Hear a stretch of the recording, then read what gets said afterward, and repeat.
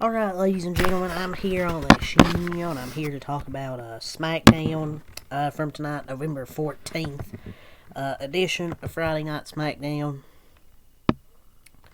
Tonight, it was a bit of a mixed bag. We did get a couple of good matches and some storyline developments, but a couple of bouts fell short, and the main event had a lackluster ending, I thought.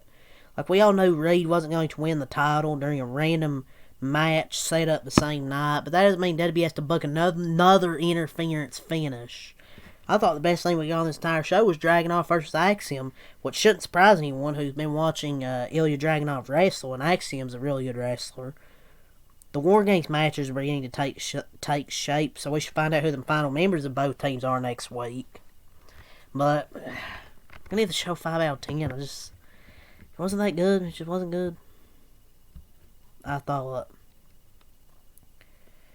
And it's just nothing really substantial happened tonight.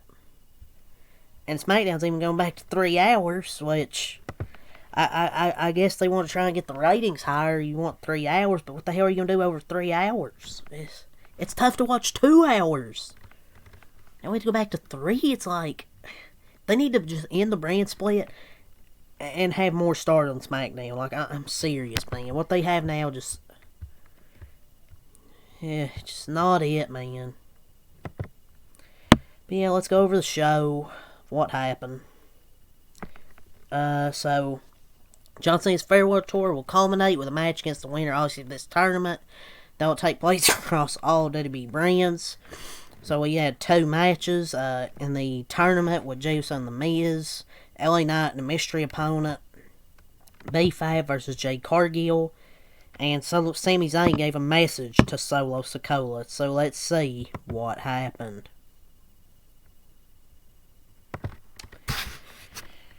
So SmackDown opened with a recap of Alexa and Charlotte losing the tag titles last week before Rhea and Io came out together to kick things off in the ring. They were soon joined by their War Games teammates, Flair and Bliss. Flair said she trusts Bliss, but she does not trust Ripley and does not want to be on a team with her. The Queen left as Bliss, Ripley, and Scarlett confused.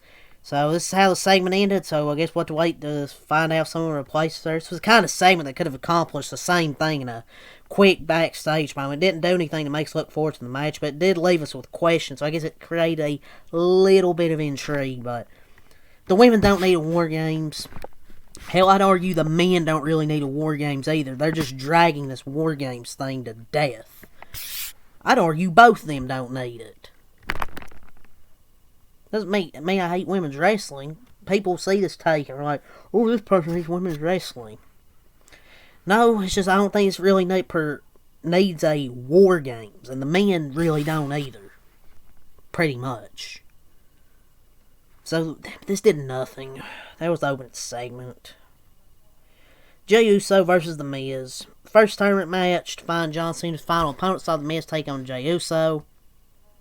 As he was hyping up for an encore of his song, Miz interrupted him. The match started off slow, but he picked up the steam before it cut to break, and they returned to see the A-lister in control.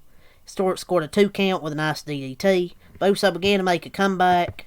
Once he recovered, The Miz hit his finisher but couldn't get the pinfall. Once main event Jey got his footing back, he was able to score the win to advance in the tournament. This was a solid match with nothing to write home about. Both guys actually looked good, but there was a lack of urgency really in the match. But the match was no way near as bad as expected. I didn't think this would be really good, honestly, with Jey Uso. It was actually decent. It was nowhere as bad as I expected it to be. The match was actually decent. There was a fun, nice little spot where The Miz done a little tribute. You know, doing a vintage John Cena move. But Jey Uso got the win. I mean, you'd probably say The Miz would probably win more because he has more history with John Cena, but this was actually decent. So, The Miz should have had a match with Cena during his run. He has more history with Cena than, like, Jey Uso. And The Miz is still using those yes kicks from Brian Danielson. Ilya Dragunov versus Axiom, which I thought was the best thing on this show.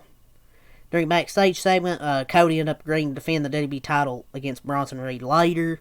I mean, pretty fucking predictable who's going to win. And it's pretty predictable who there was going to be interference. So yeah, but anyways, the next match saw Ilya Dragunov defend his title against Axiom in another open challenge, much to the chagrin of DIY. But from the moment the bell rang, this was a fast-paced, entertaining match. Axiom is one of the best high flyers at Tatami, and Dragunov has proved he is one a really versatile wrestler, so it took them no time at all to find their groove. Dragunov has probably been one of the most consistent wrestlers on Smackdown since he returned, and that was proven again. He and Axiom really stole the show. Dragunov was able to retain his championship, defeat Axiom. But yeah, this was a great match here. There were some nice spots where Axiom hit a really stiff chop, and then there was a springboard DDT was nuts. They almost didn't land it, but it worked and looked brutal. Tommaso Ciampa called Ilya Dragunov a Muppet during a backstage segments. As that's another notable observation moment, whatever. But this was a great match. Sami Zayn calls out Solo Sikoa. Wow. Nobody gives a shit about the MFT. Zayn came out to the ring to address Sikoa in a promo. It didn't take long for Solo and the MFTs to come out and respond. Sikoa said he would wait until Zayn is medically cleared before coming for him. Pause. Zayn revealed he has been cleared and dared him to take a shot. The Motor City Machine Gun, Shit Stain Nakamura, and Ray Phoenix showed up to take out the MFTs while Zayn fought Sikoa in the ring. The baby faces made the heels retreat, so it looks like we might have a big match set up forming. This was a decent segment to get this feud going in the right direction. It was predictable. It was kind of fun, I guess. I don't really care for the MFTs against. There's nobody really substantial here. Like, Ray Phoenix hasn't been used that much on TV. Shit Stain Nakamura, the Motor City Machine Gun. The only person, like, I care about in all this is Sami Zayn. It's just shit's hard to care about. I don't care about the MFTs. Skull almost actually tripped into the ring. That was funny. But it must feel a little weird to go through the whole face paint process on weeks when the MFTs are not in action but still appear. Like, they still have to wear that face paint. LA Knight, yeah, versus a mystery opponent. The next matchup saw Knight take on a mystery opponent in the last time is now tournament. The mystery man ended up being Matt Cardona, Zack Ryder. He showed up with the woo, woo, woo music. The announcers called him Zack Ryder despite his recent appearance in NXT himself. These guys both use a similar style in the ring, so they were able to quickly develop chemistry.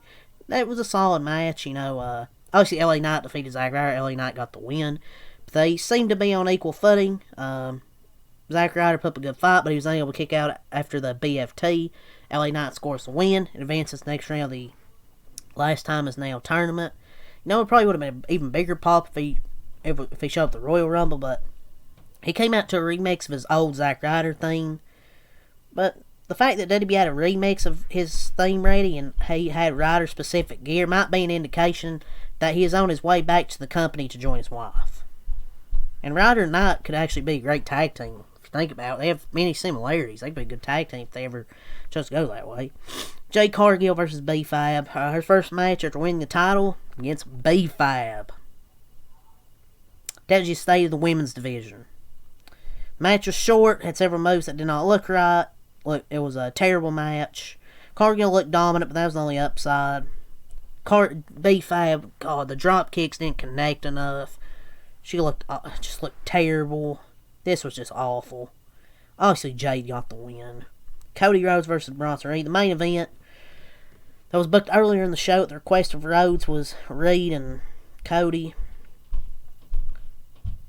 So, he immediately found himself overpowered by Bronson Reed. Ultimately, the match did not have a definitive conclusion because Logan Paul interfered and attacked Rhodes caused a DQ.